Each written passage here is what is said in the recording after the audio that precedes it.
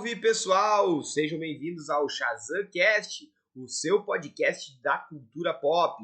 Eu sou o Mário Marcelo. E eu sou Arthur Lopes Filho, e a gente está junto aqui nesse projeto para discutir cultura pop com um olhar histórico, crítico e divertido. Então, olha só, não esquece, tu pode ouvir o ShazamCast no Spotify ou no seu agregador de áudio preferido. E também, obviamente, não esquece de seguir lá no nosso Instagram, @Shazam Coletivo de Pesquisa. Lá a gente compartilha muito conteúdo legal sobre cultura pop, sempre no viés crítico, analítico e sempre reflexivo. Então, lembrando também que a gente aqui é doutor em História, temos uma formação ampla em estudos de cultura pop, somos apaixonados por quadrinhos, cinema e mídias, e aqui a gente vai discutir tudo isso com uma certa profundidade, mas de maneira leve e descontraída. Então, vamos lá, Mário. Qual é a pergunta desse programa? Então, olha só, a gente pensou para esse programa uma pergunta que a gente consideraria ela polêmica, Arthur. Uma pergunta que muita gente se faz, uma pergunta que muita gente já me fez. Acredito que tenha te feito também. Que é a pergunta: Batman é um burguês safado ou um aristocrata? Essa pergunta é ótima. Vamos lá, né?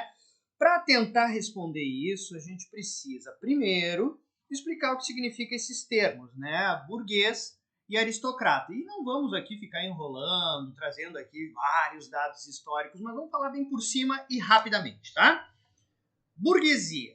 Algo bem simples, tá? O termo burguesia, ele se refere ali a um período da Idade Média, tá? Onde nós tínhamos diversas pessoas que, por buscar proteção, se aliavam ali a um senhor feudal que cedia um espaço de terra em troca de tributos. Perfeito. O pessoal ia lá, trabalhava e em troca de viver de certa forma bem, tá? Vamos fazer aqui um grande parênteses, tá? Mas viviam ali com uma certa segurança, eles pagavam um tributo. O que era esse tributo? Muitas vezes era parte da sua mão de obra e da sua colheita, né? Então, as pessoas iam lá, tinham um pedaço de terra, plantavam, digamos, tomate. Eles retiravam desse tomate uma porcentagem e entregavam para o senhor feudal. Outra parte ficava para eles e para o seu consumo e para a sua família. Perfeito. Chega um certo momento em que as pessoas começam a perceber que a sua produção excede aquilo que eles pagavam para o senhor feudal e para o seu próprio consumo. E o que fazer com esse resto?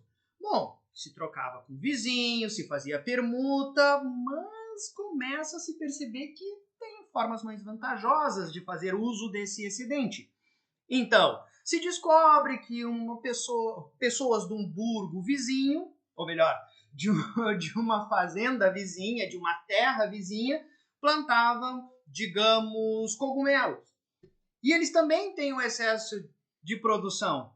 Ora, eu posso ir lá nessa fazenda vizinha, trocar ali meus tomates e a gente fazer uma negociação. E aos poucos começa a se perceber que isso acontece em vários lugares, em várias terras.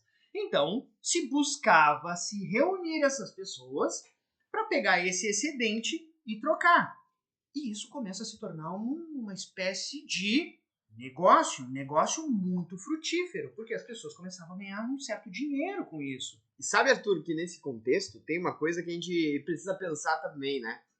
Porque o comércio, ele vai afetar diretamente a vida do senhor feudal, esse cara que cobra imposto. Por quê? Porque antes ele tinha a famosa que a gente chama hoje de venda casada. Ou seja, de quem tu comprava esse tomate antes? De quem tu compraria, por exemplo, uma pá para poder plantar o tomate, uma enxada? É do senhor feudal. Só que se eu estou excedendo a minha produção, eu posso ganhar um dinheirinho, eu posso trocar por mais produtos, e eu começo a comprar a pá não mais do senhor feudal, mas do amigo lá do outro feudo que está me vendendo mais barato. E aí essa pá, que antes eu pagava 10 quilos de tomate para o senhor feudal, eu pago 3. E me sobrou 7 quilos de tomate para comprar talvez uma roupinha nova, comprar talvez ali um sapatinho para minha filha, ou talvez só para comer um pouquinho melhor. Exatamente. E a partir daí nós temos esse processo de transformação do capital, né? Dos processos de permuta para um capitalismo ainda em germe, né? O que a gente vai chamar de mercantilismo ali, né? Tu começa a ter mercadorias para fazer essas transações comerciais e as pessoas começam a investir na sua própria vida, na sua própria terra, nos seus próprios espaços e percebem que estar a serviço do senhor feudal talvez não seja tão interessante. E por isso que historicamente tenta se associar burguesia a comércio e a liberdade e capitalismo à liberdade, uma máxima dos Estados Unidos e uma máxima que a gente pode ver em boa parte das histórias do nosso querido Homem-Morcego. Aí, né? Então, por quê? Porque se a gente vê que a vida é presa no feudo, ela é ruim, ela vai ser melhor lá fora. Lá fora vai ser muito melhor. Então, ou seja, eu vou tentar sair do feudo para poder fazer comércio.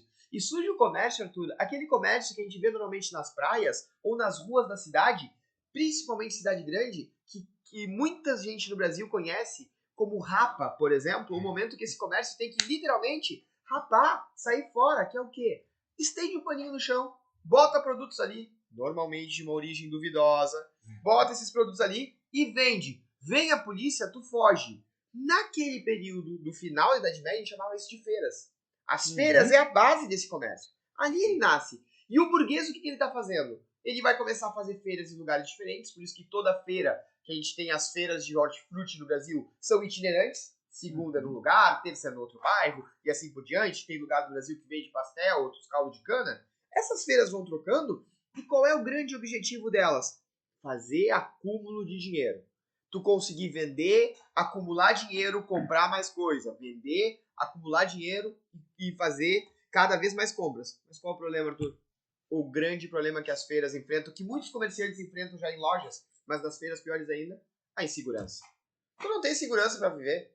Pô, uma hora o cara lá, o senhor feudal, pega no meio lá, te tira tudo que tu tem. Outra hora tu vai estar fazendo o comércio ali, tranquilamente, vem um cara, passa correndo e rouba. Então, isso desestrutura todo o processo. O que tu faz?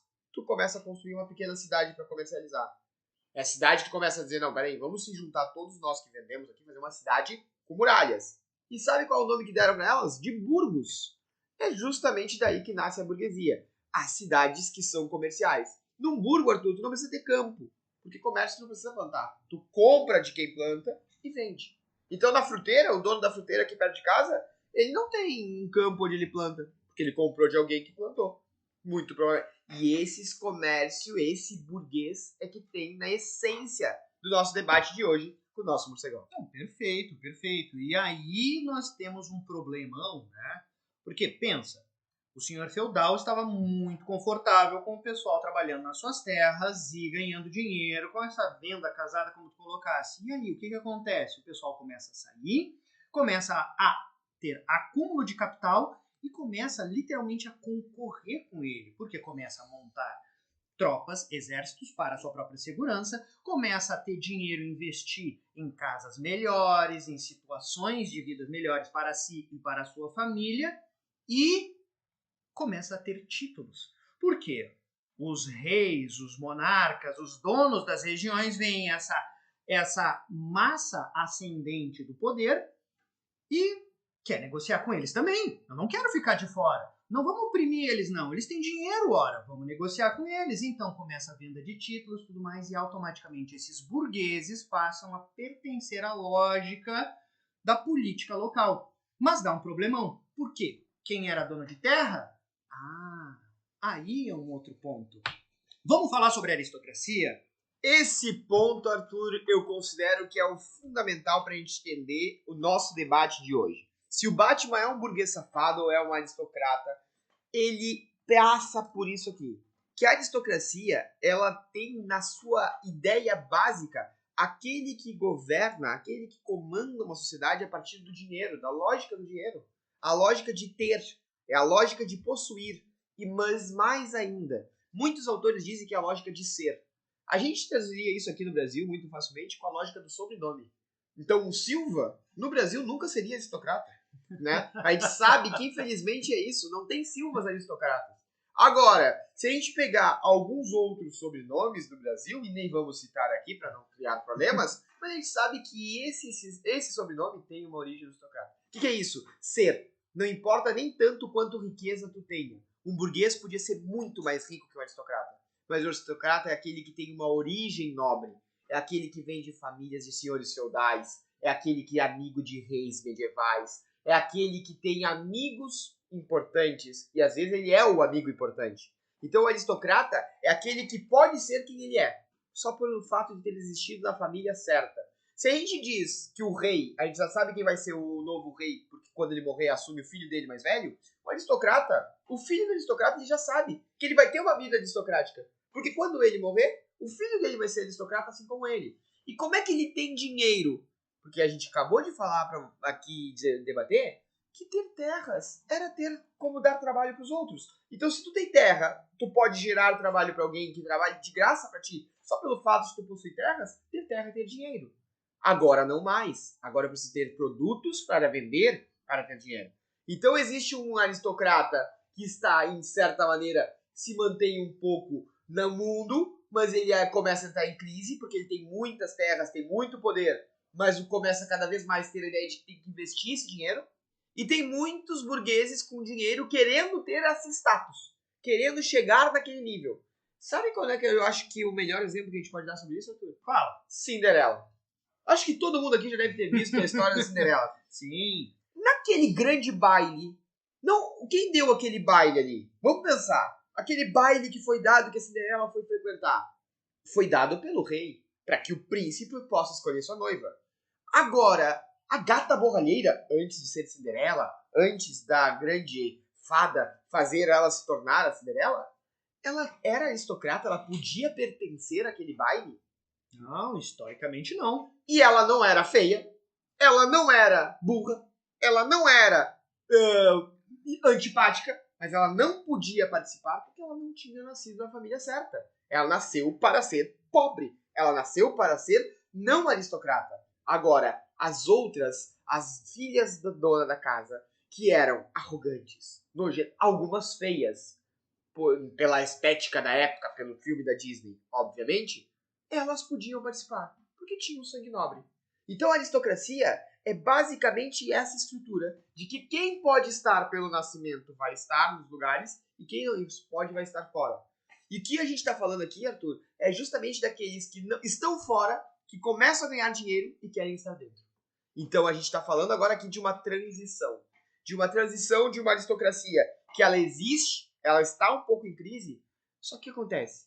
Ela era muito poderosa. Não se desmancha um poder tão gigantesco em tão pouco tempo. Precisa de muito tempo. Então os aristocratas têm aristocracia até hoje. Tem gente que ainda hoje vive do sobrenome que tem.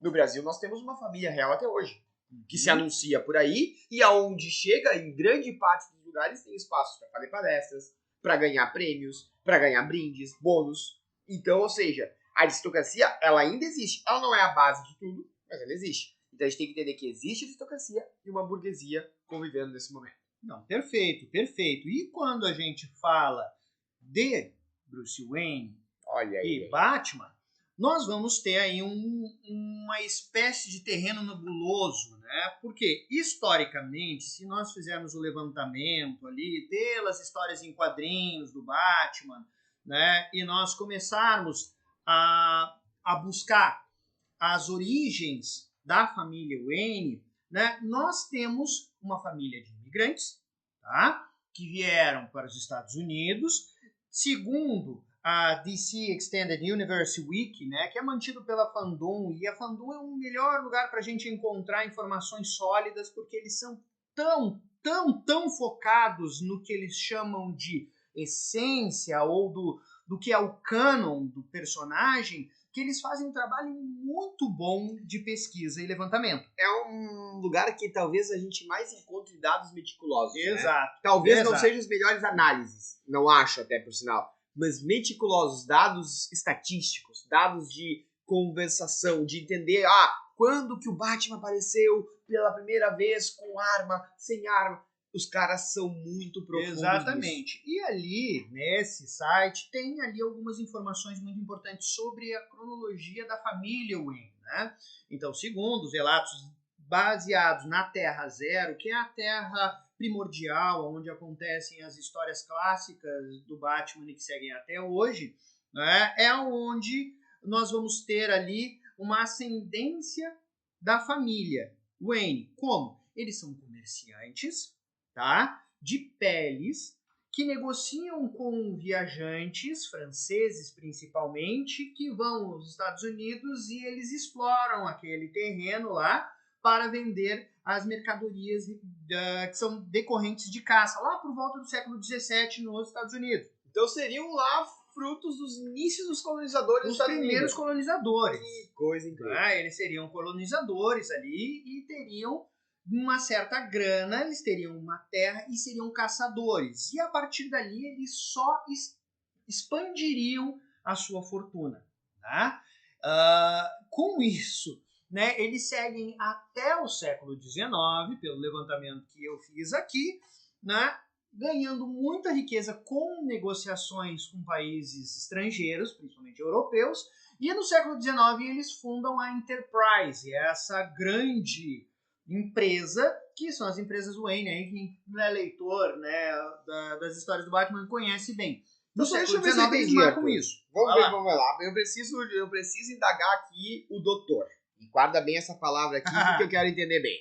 Olha só, se tu tá me dizendo se eu tô entendendo bem o que tu tá me dizendo, tu tá querendo me explicar que a família Wayne tem uma tradição do século XVII até o século XIX, como uma origem aristocrática que pôde vir para colonizar, ter terras, comercializar pele, mas não era uma aristocracia tradicional que não reinvestia o seu dinheiro. Ganhava dinheiro e usava tudo nas suas festas, nas suas pompas, porque ia ter mais. Não, começou a investir esse dinheiro para ganhar mais dinheiro e ter mais negócios. E depois chegou a tal ponto que no século XIX funda uma indústria com uma empresa que dá o nome, até o nome já diz, né? Enterprise, muito maior do que um setor, cuidando de vários setores, acumulando uma riqueza inestimável. É isso? Basicamente isso mesmo. O que acontece é que pode-se dizer que a família Wayne seria uma visionária. Ela estaria já vendo que os caminhos da Europa estavam se direcionando à ascensão dos burgos, né?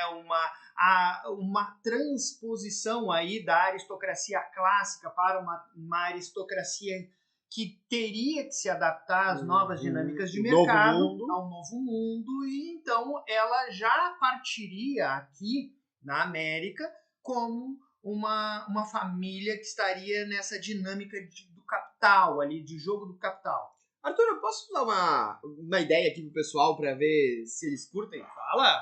Olha só, eu daria uma dica de ver uma série chamada Downton Abbey. Já ouviu falar? Já ouvi muito, é um clássico. Essa série, Arthur, ela é uma série interessante pra pensar nesses elementos, sabe por quê? Porque ela mostra a aristocracia inglesa em crise. Mais recente, é verdade, no contexto ali um pouquinho antes da Primeira Guerra Mundial. Mas sabe o que eu acho interessante? Uma cena. Spoiler, pessoal. Quem quiser não ouvir o spoiler, pausa por 10 segundos.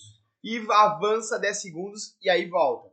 Mas olha só, uma cena me chocou nessa série. Que é quando o pai de uma das personagens, ele fica chocado quando a filha namora um advogado.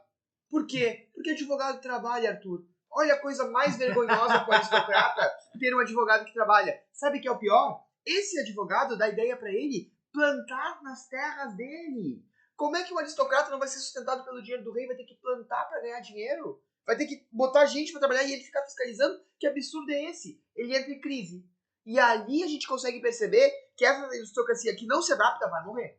Ela não vai existir mais. Então a família Wayne, pelo que a gente está entendendo aqui, ela historicamente ela era uma família aristocrata tradicional na Europa, que vem para os Estados Unidos percebendo a mudança do mundo, percebendo o que a gente chama de mercantilismo e protocapitalismo, né? Tá nascendo ali.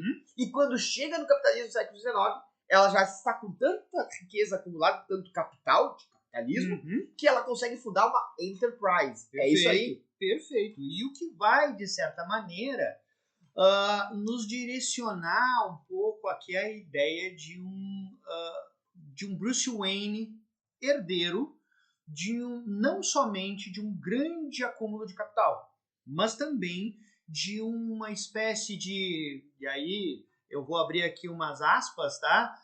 Um espírito aristocrático. Fala. Tá?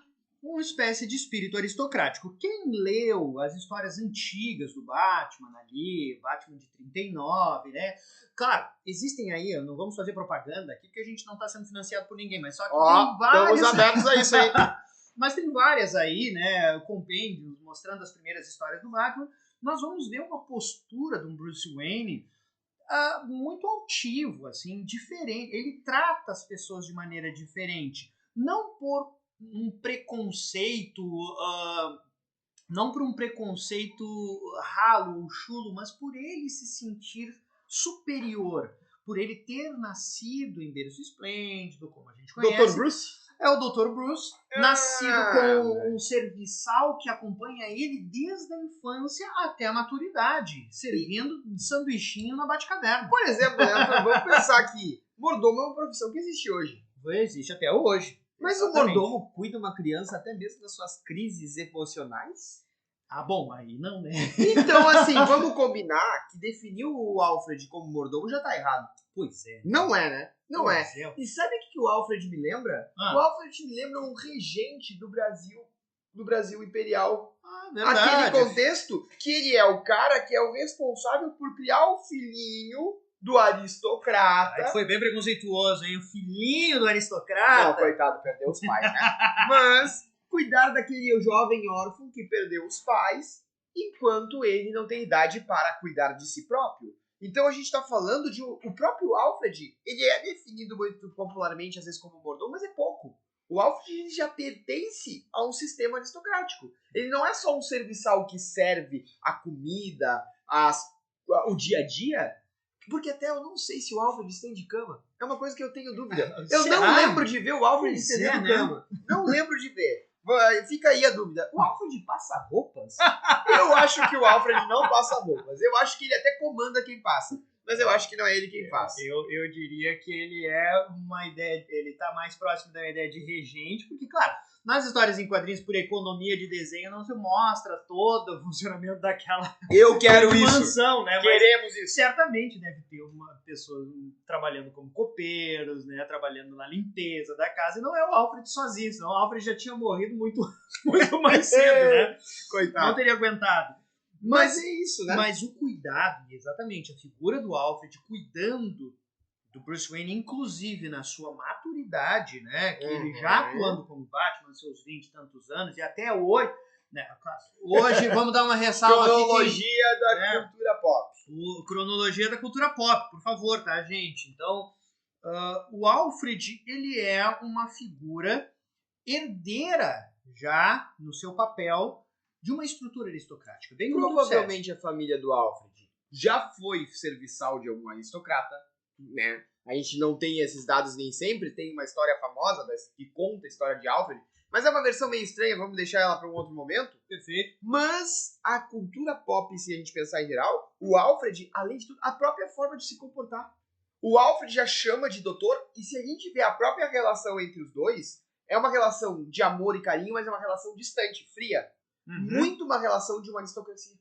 Um aristocrata que, por exemplo, o Alfred não pega no colo, vem cá, meu gurizinho, quem é meu gurizinho? não tem essa, porque é uma ideia muito formal. Sim, a formalidade está mediando as relações. E aí entra um ponto que a gente vai discutir já, que eu quero já deixar um gancho aqui pro pessoal ficar pensando, Arthur, que é a questão, justamente, a aristocracia exige uma formalidade, quase que uma encenação nos ambientes cotidianos. Ou, por exemplo, a partir do momento que a Rainha Elizabeth não dorme na mesma cama que dorme o Príncipe Philip, por exemplo, vocês acham que aquilo ali é uma relação natural, de amor, de carinho? Não estou dizendo que eles não se amam, mas eles têm que dormir em camas separadas porque é a tradição. E a realeza exige tradição, a aristocracia exige tradição. E essa relação Alfred e Bruce, ela é uma relação baseada na tradição. Isso é uma prática aristocrática. Perfeito, perfeito. Eu concordo com tudo que tu está dizendo e eu acho que o caminho que pode nos gerar uma certa polêmica aqui é o fato da família do Bruce Wayne, ainda que ele seja um herdeiro, né? Ele teve de se adaptar e, claro, né, no século XX, né, como um herdeiro do capital, ele tem que se relacionar com as dinâmicas do capital, as trocas de bens, as relações com outras enterprises e, a partir daí, né, manter e prosperar como um aristocrata ou um burguês safado? Pois é. Aí começa o nosso calcanhar de Aquiles, o nosso batirangue, o nosso problema. Aqui a gente tem agora uma bate-tubarões me mordam, né? Por quê? Porque acontece o seguinte, Arthur. Pra mim, e aí é uma questão muito de tudo que eu li, faço a ideia principal capitalismo se baseia no acúmulo de capital reinvestido. Ou seja, vamos tentar traduzir isso aqui. Só se pode dizer que tem capitalismo quando se ganha dinheiro, mas não se acumula todo o dinheiro. Obrigatoriamente, se reinveste uma parte para ganhar mais ainda. Porque o que acontece? Se a gente pensar, uma empresa, uma padaria que vende pães, ela estiver sempre igual, mesmo que ela mantenha construção, arruma um prédio onde estragou e tal, mas ela produz sempre igual, tudo do mesmo jeito, a chance dela falir um dia é muito grande. Por quê? Porque vai abrir uma outra padaria que vai fazer uma promoção do pão e do leite, depois vai vir uma padaria que vai começar a vender broa de milho, depois vai ver se tem uma que vai botar um showzinho ali na frente, uma que vai oferecer pipoca nas sextas-feiras, e aí vai ter a concorrência. Então, ou seja, o capitalismo prevê a ideia de liberdade, lembra que a gente falou lá? Livre concorrência. Então, assim, o Batman, quando ele está como Batman, ele é um super-herói, ele não tem nenhum envolvimento com nada. Mas agora o Bruce Wayne, o empresário, ele pode assumir a função, sim, de aristocrata do ponto de vista da tradição, das relações. Então ele usa o vocabulário aristocrático, ele está no ambiente aristocrático, ele tem uma relação pessoal aristocrática, e eu acho que a forma como o Bruce se comporta em público é extremamente aristocrática. Poucas palavras, muito lacônico, né? Quase um espartano, fala pouco, muito bem educado. Nos filmes todos, por exemplo, do Christopher Nolan, o Bruce Wayne, quando vai falar, o Harvey Dent lá, tocando terror, Coringa, ele fala sempre muito educado, sempre muito calmo, né? Algo muito polido. Mas, do ponto de vista econômico, embora a gente saiba que o Bruce se envolve pouco, né? Porque vamos combinar, com o dinheiro que ele tem, bota os funcionários a trabalhar, né? Deixa, como diz meu pai, os candangos trabalhar. Deixa os candangos. E aí, então, ele aí é burguês. Porque aí ele sabe ganhar dinheiro. Não é à toa, né, que ele consegue construir uma Batcaverna. Vamos combinar, né? Não é qualquer um. Eu não sei nem se o Elon Musk construiria uma Batcaverna. Vamos lá. Tá aí o desafio pro Elon Musk. Cadê a Batcaverna? Quero ver. É uma discussão muito interessante. Eu acho que nós nos encaminhando aqui já para uma resolução, né? Eu já poderia dizer aqui, vamos ver se o pessoal concorda conosco, mas que nós teríamos no Bruce Wayne uma figura aristocrática com práticas burguesas. Sim. Tá? E aí eu ressalto. Vão dizer que é em cima do muro, né? É muito em cima do muro, que absurdo. Mas tem que ser, porque tu não tens como... A sociedade é complexa, né? A sociedade é complexa. Nós estamos no século XXI, né, gente? Por favor, né? Não existe, né, nem desejável! Nem a coroa mais clássica, nem a coroa mais clássica que nós conhecemos, né, que é a coroa britânica, nós podemos dizer que ela é puramente aristocrática, né? Ela tem empresas em seu nome para poder ter giro de capital, porque só ganhar de arrecadação de imposto, ora, ela já teria caído há muito tempo. Ele é um burguês de origem aristocrática. Pronto, burguês de origem aristocrática. Eu acho que faz muito sentido uma discussão a partir desse ponto. E o que faz o Bruce Wayne ter algumas condutas, né, estranhas, no sentido de trato social, né? A gente escuta, principalmente nas histórias em quadrinhos, isso fica muito evidente, mas também isso se estende para as animações e se estende para os filmes. A conduta do Bruce Wayne é uma conduta que ecoa um ar superior. Sim. Um ar distante. Até com as mulheres. Até mesmo com as mulheres, né? Até mesmo com as mulheres. Ele é... O Bruce Timm, por exemplo, das animações, adora trazer um Batman superior com as mulheres. Exato. Não tô dizendo que o Bruce Timm é misógino, tá, gente? Longe disso. Mas o Bruce Wayne, quando se relaciona com as mulheres, ele tem uma posição de altivez. Eu, em cima de meu pedestal, falo com esta mera mulher que ela me quer muito porque eu sou muito poderoso. O que se tornou uma espécie... Gente, nós não estamos falando mal do Batman, nós estamos fazendo uma leitura aqui dele, tá? Mas isso daí é um pouco da... nós gostamos bastante do Batman. Mas se tornou, inclusive, parte do background do personagem, né? Quando se fala do Batman, já se imagina... Do imaginário, né? Do imaginário. Fala exato, mas se lembra disso. Ele fala pouco, ele é altivo, ele é aquele cara super inteligente, super misterioso, e que nas relações sociais, quanto Bruce Wayne, ele parece um playboy, né? Que tá ali sempre frequentando lugares de pertencimento, o que faz ele ser um aristocrata. Ele não vai para lugares onde ele não é o destaque, ou ele não se destaca enquanto pertencente àquele espaço. O que eu quero dizer que é um espaço que abraça essa aristocracia, com sobrenomes fortes, e que aceita, porque vivemos num século... Né? Hoje século XXI, mas na época da sua criação século XX, mas que aceita aqueles que detêm um grande acúmulo de capital. Quer ver uma polêmica? Posso largar uma polêmica na mesa? Vai lá. Posso largar. Tu conhece o Batman da Marvel, né? Todo mundo conhece o Batman da Marvel aqui. Que, ó, se a gente tirar o nome Batman e Bruce Wayne e colocar algumas coisinhas aqui, vai parecer que a gente tá falando da mesma pessoa. Perfeito. O nosso querido Tonyzinho, Tony Stark.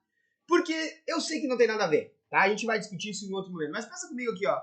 Lembra da frase famosa do Tony Stark no julgamento do primeiro filme? Qual frase? Sou gênio milionário, ou bilionário. Bilionário. E a última palavrinha, filantropo. Filantropia é a base da aristocracia. Que é o seguinte, eu sou muito rico e poderoso, mas eu sou católico. Ou posso ser cristão no mínimo. Então, ou seja, eu vou ajudar os pobres. Jesus me ensinou. Eu vou ajudar os pobres. Então, a filantropia é aquele cara que ele não faz caridade, tá? A caridade é aquela que tu faz em silêncio. Tu não conta. Até na própria lógica católica, a caridade é em silêncio. Os mais caridosos faziam tudo em silêncio. O filantropo não. O filantropo faz em público. O filantropo faz pra todo mundo ver. Então, quando, por exemplo, no julgamento Tony Stark diz isso, o Batman, 99% dos eventos que aparecem nos quadrinhos dele fora, como Bruce Wayne, não mais como Batman, mas como Bruce Wayne, é fazendo o quê? Filantropia. Perfeito. É a inauguração de um hospital, muitas vezes Martha Wayne Hospital, né? O nome da mãe.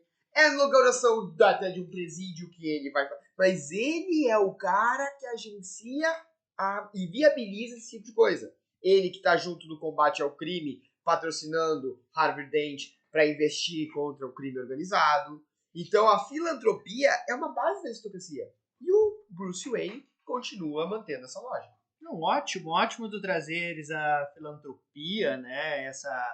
Esse ato que quase que, usando um termo bem popular, passa pano para todo o acúmulo de capital da família, para a herança e, de certa forma, alivia o fardo dele ser, né? E aí, vamos lá, gente, aí é crítica social mesmo, né? Dele ser parte responsável da segregação, né, que nós vivemos hoje, né? Do problema. Ele é parte do problema. Vamos combinar uma coisinha. O acúmulo de capital é um dos grandes problemas da sociedade que a gente vive hoje, né? Vamos falar bem baixinho aqui só pra ninguém ouvir muito, tá? Só mais baixinho assim, ó.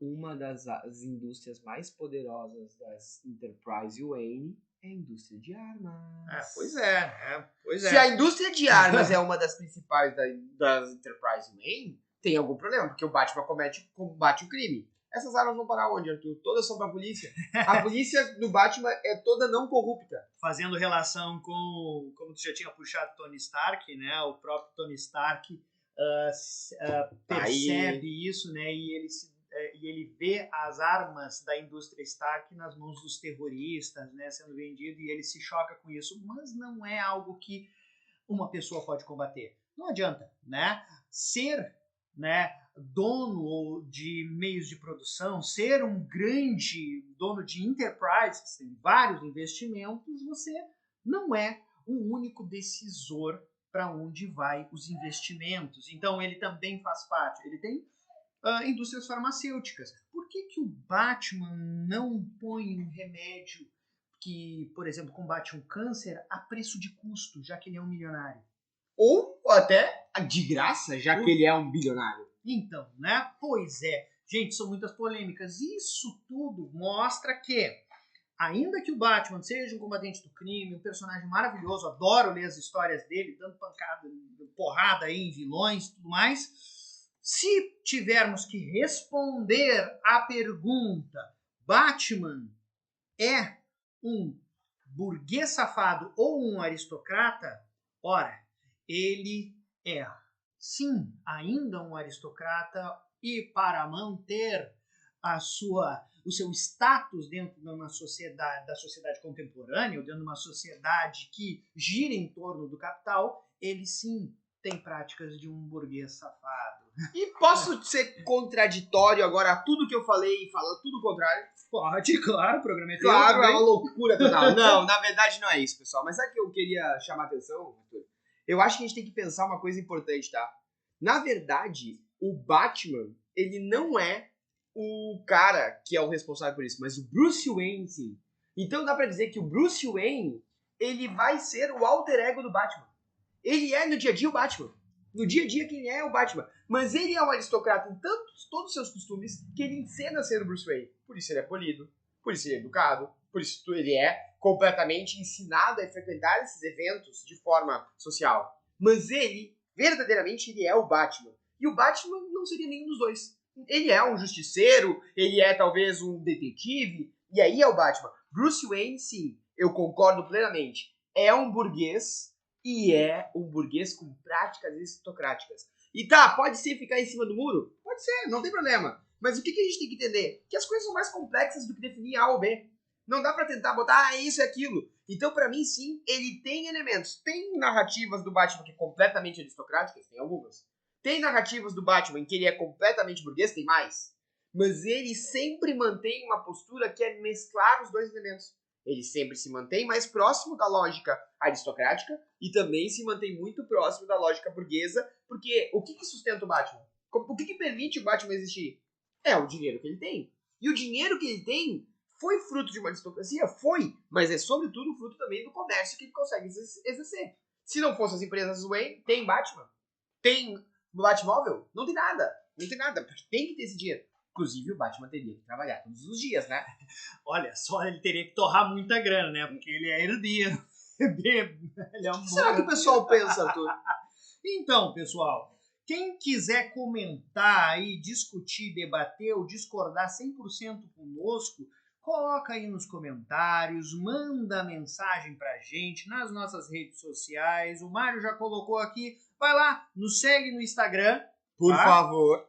Exatamente. E coloca aí o seu comentário nos nossos streamings aí que estiverem escutando o nosso podcast. Lembrando também, né, Arthur, que nós temos um livro organizado sobre Batman, chamado Batman e a História, onde discute muitos aspectos do Batman. Convidar o pessoal, além de curtir as nossas páginas, comprar os nossos livros. Entre em contato via direct, manda uma mensagem pra gente, a gente combina o envio, um precinho camarada, para que a gente possa espalhar os estudos de cultura pop por aí, né? Acho que é muito importante para fortalecer cada vez mais o movimento de entender que aquilo que se consome no sentido de se divertir, o entretenimento, ele nos ensina, ele nos problematiza e ele nos faz refletir.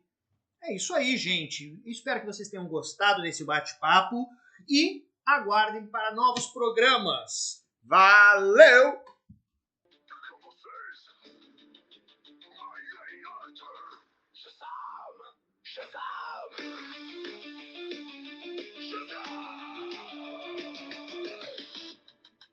Shazam Cast.